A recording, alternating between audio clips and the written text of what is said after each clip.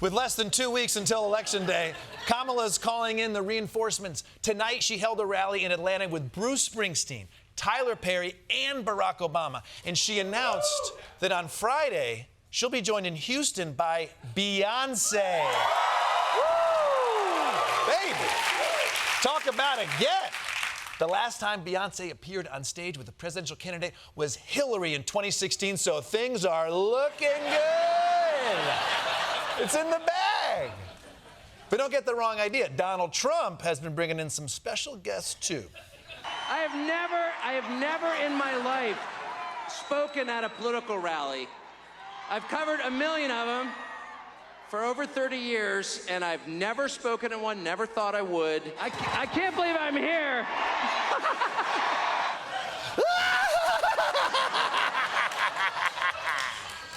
Hey, I don't want to be a hater. He's excited for his first political rally. Seems like a perfectly reasonable time to laugh like an old-timey villain who tied a woman to the railroad tracks.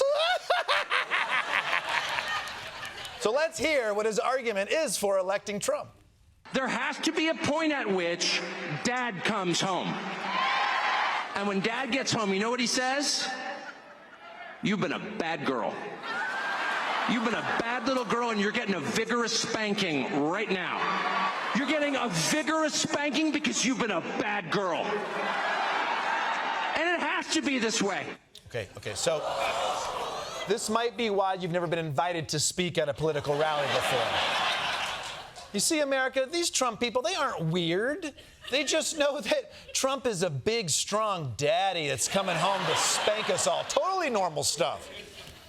I can't wait to hear Tucker's thoughts on the economy. Inflation is like a babysitter, and she's been naughty. But hey, that's just me. Donald Trump, what are your thoughts on Tucker's intro? I'm gonna come. Right. I figured as much. I figured. So Kamala and Trump are pulling out all the stops to get their message out to voters. But at this point, it seems like many voters have heard enough. How would you describe the onslaught of political ads so far this year? Chaos. Complete chaos. They're ridiculous. Absolutely no escape. I mean, you go on TikTok, Facebook, it's everywhere. We're all sick of it. I think it's overwhelming. It's wearing me out. And all of a sudden, it's nothing but like, illegal immigrants. She's the border czar. She's not the border czar. And we're just trying to get in the false spirit. You know what I mean? Yeah.